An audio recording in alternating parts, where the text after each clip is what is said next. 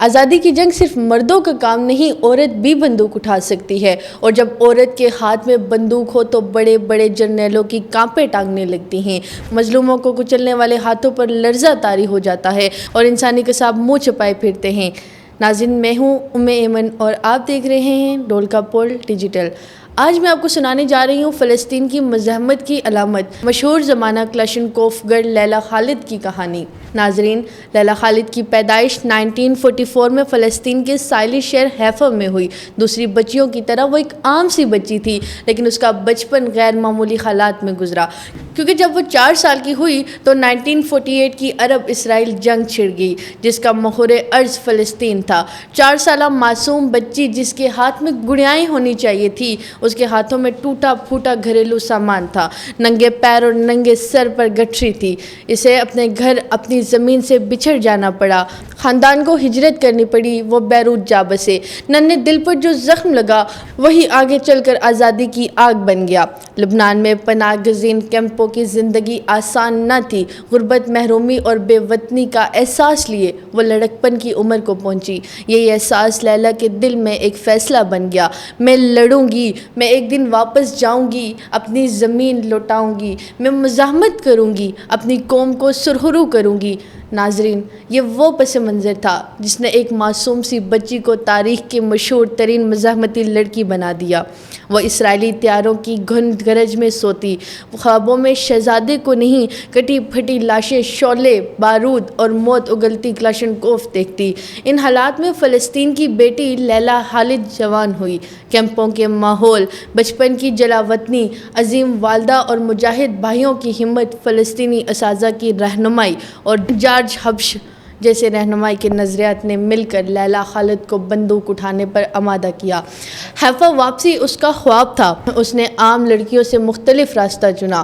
1960 کی دہائی میں جب فلسطینی مزاحمت نئی شکل اختیار کر رہی تھی اور فلسطینی نوجوان سوچنے پر مجبور تھے کہ مذاکرات ان کے مسائل کا حل نہیں، مزاحمت کے بغیر آزادی ممکن نہیں، لیلا خالد نے بھی popular front for the liberation of فلسطین PFLP میں شمولیت اختیار کی۔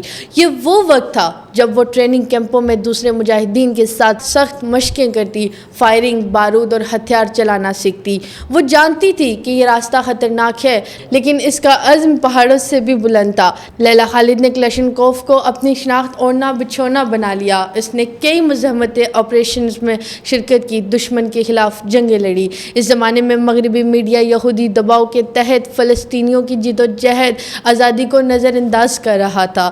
اسی لیے 1969 میں فلسطینی تنظیم PFLP نے فیصلہ کیا کہ دنیا کی توجہ فلسطینی مسئلے کی طرف دلانے کے لیے کوئی ایسا اقدام کیا جائے جسے عالمی میڈیا نظر انداز نہ کر سکے۔ اس لیے طیارہ ہائی جیکنگ کو ایک علامتی کارروائی کے طور پر چنا گیا اور لیلا خالد اس مقصد کی تکمیل کے لیے چنی گئی۔ اس کی عمر اس وقت صرف اور صرف 25 برس تھی۔ 29 اگست 1969 کے دن TWA فلائٹ 840 نے روم، اٹلی سے اڑان بھری۔ وہ طیارہ امریکہ جا رہا تھا۔ اس میں 116 مسافر سوار تھے۔ لیلا خالد نے اپنے ساتھی سالم عیسیٰ کے ساتھ اسی طیارے میں سوار تھی۔ جیسے ہی جہاز فضا میں بلند ہوا، لیلا نے اپنے پرس سے پستول اور دستی بم نکالا۔ اس کے ساتھی نے بھی ہتھیار نکال لیے۔ مسافر دم بخور رہ گئے۔ لیلا نے بلند آواز میں کہا، یہ جہاز اب فلسطین کا ہے۔ پھر پائلٹ کو حکم دیا گیا کہ جہاز کا رخ فلسطین کی طرف موڑ دو۔ لیلا خالد کا اصل خواب تھا کہ جہاز کو اپنے آبائی شہر حیفا لے جائے تاکہ وہ دنیا کو دکھا سکے کہ فلسطینی اپنی سرزمین پر واپس آ سکتے ہیں، لیکن اسرائیلی دفاعی نظام کے خوف سے پائلٹ کے لیے طیارہ حیفا لے جانا ممکن نہ تھا۔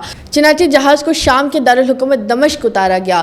جہاز لینڈ کرتے ہی لیلا اور ان کے ساتھی نے سب مسافروں کو بحفاظت اتار دیا۔ صرف 2 اسرائیلی مسافروں کو چند دن تک یرغمال رکھا گیا اور بعد میں انہیں بھی قیدیوں کے تبادلے میں رہا کر دیا گیا۔ اس کے بعد جہاز کے کاکپٹ کے حصے کو دھماکے سے اڑا دیا گیا تاکہ یہ پیغام دیا جا سکے کہ فلسطینی صرف احتجاج نہیں کرتے بلکہ اپنی سرزمین چھیننے والوں کو للکار بھی سکتے ہیں۔ یہ واقعہ عالمی میڈیا کی سرخیوں میں آ گیا۔ ایک خاتون، وہ بھی عرب اور فلسطینی گن کے ساتھ، اسرائیلی طیارہ ہائی جیک کرے، یہ دنیا کے لیے ناقابل یقین خبر تھی۔ لیلا خالد کی تصویر عالمی اخباروں کی 6 سرخیوں میں لگی۔ ہونٹوں پر مسکراہٹ، ہاتھوں میں کلاشنکوف، عزم، ہمت اور دلیری کی تصویر. یہ تصویر آج بھی دنیا میں مقبول و مشہور تصاویر میں سے ایک ہے. اس دن سے لیلا خالد کو دنیا بھر میں کلاشنکوف گرل کہا جانے لگا. فلسطینیوں کے لیے وہ ایک ہیرو بن گئی. جب اسرائیل اور مغربی دنیا میں انہیں خطرناک دہشت گرد کہا گیا. لیلا خالد کی پہلی کارروائی کامیاب رہی اور اس نے نہ صرف اسرائیل بلکہ پوری دنیا کو چونکا دیا. لیلا خالد کا کہنا تھا، ہم نے دنیا کو دکھا دیا کہ فلسطینی زندہ ہیں، ہم ہتھیار ڈالنے والے نہیں. ناظرین، 6 ستمبر 1970 EIAI فلائٹ 219 ایمسٹرڈیم سے نیو یارک جانے والی پرواز کو لیلا خالد اور اس کے ساتھی پیٹرک جو نکاراگوا کے ایک نوجوان انقلابی تھے اور لیلا سے متاثر ہو کر وہ فلسطینی تنظیم PFLP میں شامل ہوئے. وہ دونوں عام مسافروں کے طور پر جہاز میں سوار ہوئے. جب جہاز فضا میں بلند ہوا تو لیلا اور پیٹرک نے اپنے ہتھیار نکالے. لیلا کے پاس دستی بم اور پستول تھا. پیٹرک کے پاس بھی پستول تھا. انہوں نے کاک پٹ کی طرف بڑھنے کی کوشش کی. پہلے اغوا کے بعد اسرائیلی ایئر لائنز کے جہازوں پر اب مسلح سیکیورٹی گارڈز تعینات رہتے تھے. جیسے ہی لیلا اور پیٹرک نے ہتھیار نکالے، سیکیورٹی نے فوراً فائرنگ شروع کر دی. گولیوں کی آوازیں گونجی، کیبن دھماکوں سے لرز اٹھا. پیٹرک فرش پہ گر گیا.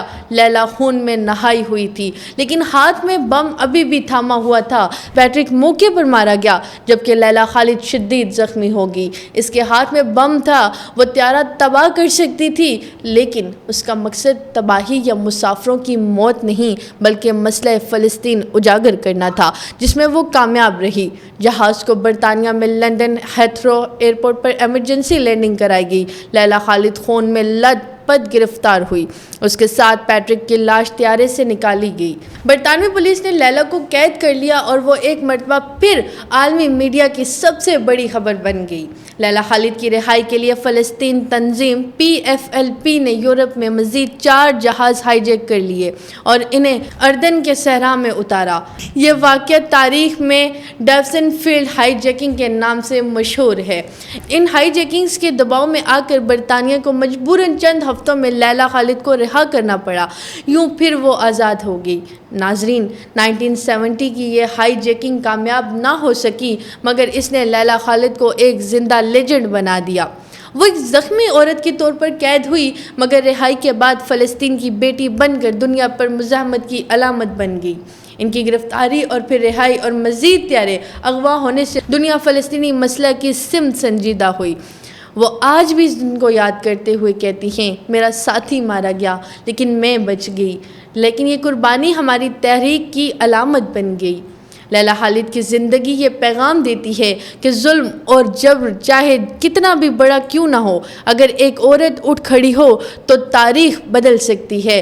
1969-70 کی مشہور ہائی جیکنگ کے بعد لیلا خالد دنیا بھر میں فلسطینی مزاحمت کی علامت بن گئی.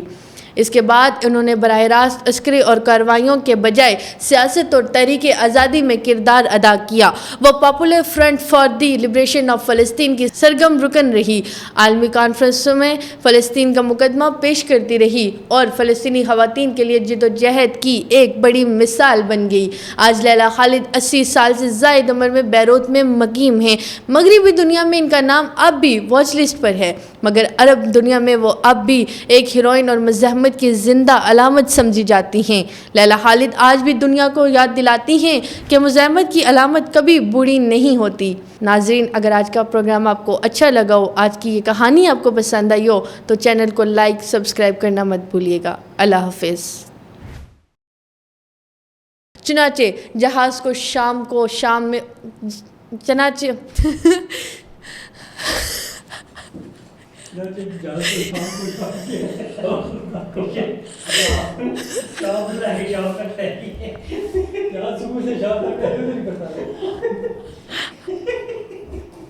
ہائی جیکنگ تھا یار، کچھ بھی ہو سکتا تھا. یہ کیا تھا یار، یہ واقعہ تاریخ ڈیوسن فیلڈ میں ہائی جیکنگ یار